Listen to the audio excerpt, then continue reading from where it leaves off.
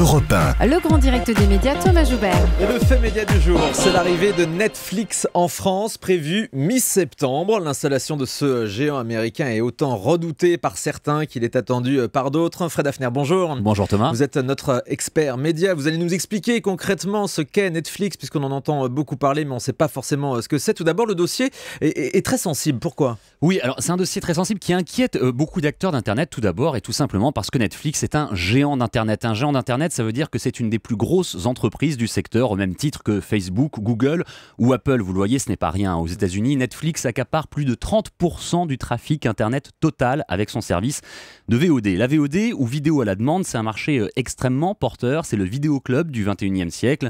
Pouvoir regarder un film ou une série en haute qualité où on veut et quand on veut, c'est à ça que ça sert, et Netflix l'a très bien compris en proposant un catalogue extrêmement large et varié à ses clients.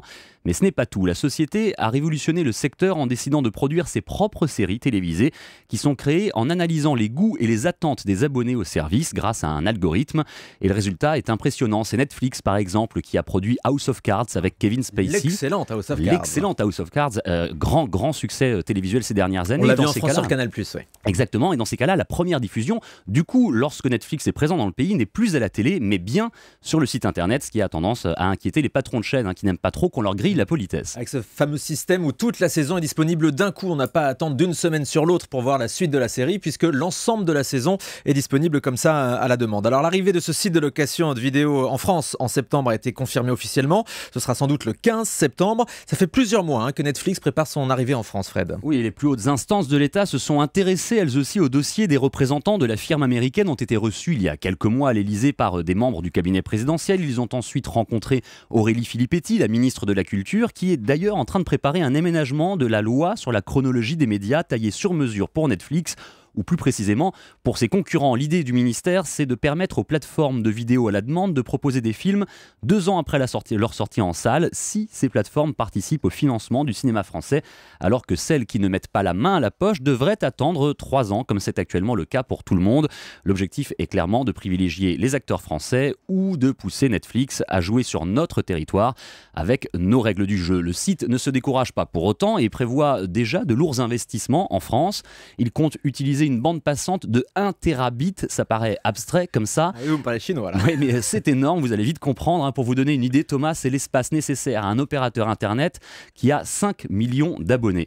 Par ailleurs, Netflix a déjà réservé de l'espace dans le plus important centre de données parisien, celui par lequel passe 70% du trafic internet en France, et prévoit de monter des accords spécifiques avec des fournisseurs d'accès pour proposer un très haut débit garanti sur certains abonnements. Alors, ce sera un accord qui n'existera pas, en tout cas dans un premier temps, avec Orange, puisque Stéphane Richard, le PDG de l'opérateur, souhaite rester prudent sur ce dossier, mais il indique dans un second temps qu'il ne s'interdit malgré tout pas d'accueillir Netflix plus tard, en fonction de l'accueil du service, évidemment. C'est vrai que c'est important cette histoire de débit, parce qu'actuellement les programmes qui sont disponibles en vidéo à la demande, certains bloquent au milieu de la diffusion, on ne peut pas rembobiner, ou alors l'image se frise. Donc c'est vrai que Netflix, pour son arrivée en France, prévoit d'ores et déjà un très fort trafic internet. Ce qui inquiète beaucoup les acteurs du secteur, si je comprends bien, c'est cette puissance de Netflix qui n'en est pas à son coup d'essai, il faut le dire. Et oui, il faut le dire, Netflix a été créé en 2007 aux États-Unis, et aujourd'hui en 2014, le service compte 50 millions d'abonnés répartis sur 40 pays.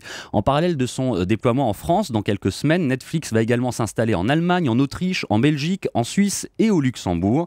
Alors ses concurrents ont clairement de quoi s'inquiéter, mais se préparent activement depuis plusieurs mois, à l'image de Canal Play qui revendique près de 500 000 abonnés et enchaîne depuis quelque temps les opérations de promotion et les publicités. Numéricable prévoit de son côté de lancer une plateforme de séries à la rentrée, et une célèbre chaîne de grande distribution de supermarchés propose depuis quelques semaines une box qui donne accès chaque mois à 200 programmes différents. Alors pour prouver sa bonne volonté, Netflix multiplie les gestes censés être rassurants. L'entreprise américaine a par exemple signé un accord avec la SACEM, la société qui gère les droits de la musique en France. Bonne volonté donc.